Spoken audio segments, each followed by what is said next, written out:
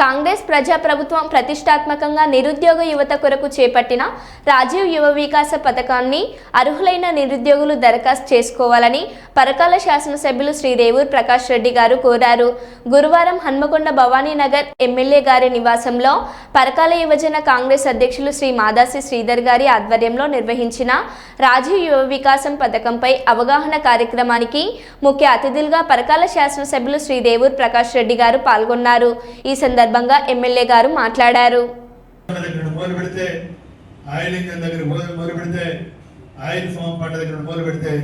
చాలా ఉన్నాయి.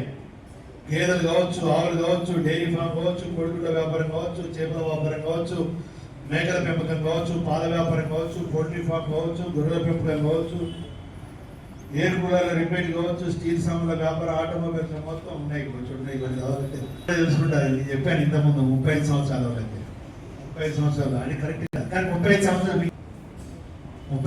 మీరే ఒక పునాది ఏర్పరచుకునే అవకాశాలు ఈ ప్రభుత్వము రేవంత్ రెడ్డి గారి యొక్క నాయకత్వంలో, బట్టి విక్రమార్క గారి యొక్క నాయకత్వంలో కనిపిస్తుంది.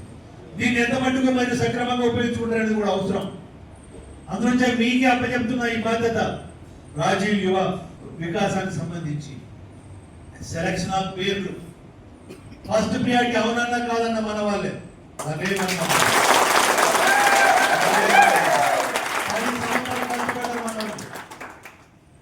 మన వాళ్ళకి ఇచ్చేదంటే కూడా అర్హత ఉండాలి. అంతేగాని ఉద్యోగస్తుల కుటుంబాలకు లేకుంటే బలిసిన వాళ్ళకు వ్యాపారస్తులకు ఇచ్చి మనవాడు ఇద్దాం సార్ అంటే మాత్రం మీరు భద్రం అవుతారు. 3 అంశాలు చెప్పాను, మీరు మర్చిపోయి ఉంటారు కానీ నేను మర్చిపోలేను కూడా. నేను అందులోంచే జాబ్ మేళా అనేది వాస్తవంగా 4 నెలల కిందనే మాట్లాడాను. ప్రతి గ్రామం నుండి కూడా 1000కి 10 మంది యువకుల యొక్క వివరాలు తెప్పించాను. వాళ్ళ యొక్క ఎడ్యుకేషన్, అదేవిధంగా వాళ్ళ కులం, వాళ్ళ వయస్సు, వాళ్ళకి ఏ దాని మీద ఇంట్రెస్ట్, పాటుగా యువతకు ఉపాధి అవకాశాలు కల్పించాలి.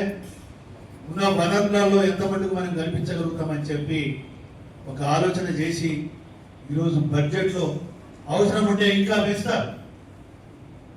ఇవాళ బడ్జెట్లో 6 లక్షలే కోట్లే ఒక పరిశ్రమని కాకుండా ఇవాళ ఉన్న పరిస్థితులలో, ఆర్థిక పరిస్థితులలో ఇప్పుడు 6,000 కోట్లు దీనికి ప్రత్యేకంగా కేటాయించడం జరిగింది.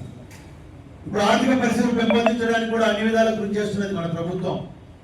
రెవెన్యూ పెంచుతున్నారు. రెవెన్యూ పెరుగుతుంటే ఇంకా యాడ్ అవుతుంటారు. దాంట్లో ఏం అనుమానం లేదు. ఇవాళ ఆర్థికంగా ఇతర రాష్ట్రం వల్ల, లేకపోతే దుబాయ్ అని చాలా మంది అంటున్నారు. ఇతర రాష్ట్రంలో వెట్టిల్లు అని ఒకటి అంటున్నారు. బీజేపీ గవర్నమెంట్ ఉండకాడ వెట్టిల్లు ఉన్నాయి. వాళ్ళు ఏంటంటే ఈ ఫేక్ న్యూస్ ను డెవలప్ చేసి పబ్లిక్ లో పర్క్యులేట్ చేసి ఒక మాస్ సైకలాజీ ఒకటి గుర్తుపెట్టుకోవాలి. ఇటువంటి ఏంటంటే పబ్లిక్ మీద మాస్ సైకలాజీగా వాళ్ళను నిజమేనా ఇది, ఎందుకంటే మనం చూసావా తినగ వేమ తీయనవును అంట. అట్నే ఇంతకుముందు నేను చెప్పినట్టుగా నిజం గడప దాటక ముందే అబద్ధం మొత్తం ఊరు చుట్టూ వస్తుందంట. అందులోంచి ఈ మధ్యకాలంలో పరిణామాలలో చూస్తే వ్యక్తపరిచెడతాను. 7 లక్షల కోట్ల అంటే దగ్గర మన బకాయి అప్పులు కలుపుకుంటే, బకాయి పేమెంట్స్ కలుపుకుంటే 8 లక్షల కోట్ల అప్పు చేసి పోయిన ప్రభుత్వము. మనము మొదటి సంవత్సరంలోనే దగ్గర ఇవాళ 50. ఇది నిజంగా మన అందరి కూడా అభినందించవలసిన విషయము. మనం గౌరవ ముఖ్యమంత్రి గారికి కృతజ్ఞతలు తెలియజేసుకోవచ్చు. ప్రథమ తీర్మానాన్ని ప్రవేశపెడుతున్నాను నేను. రాజీవ్ యువ వికాసము పథకాన్ని ప్రవేశపెట్టినందుకు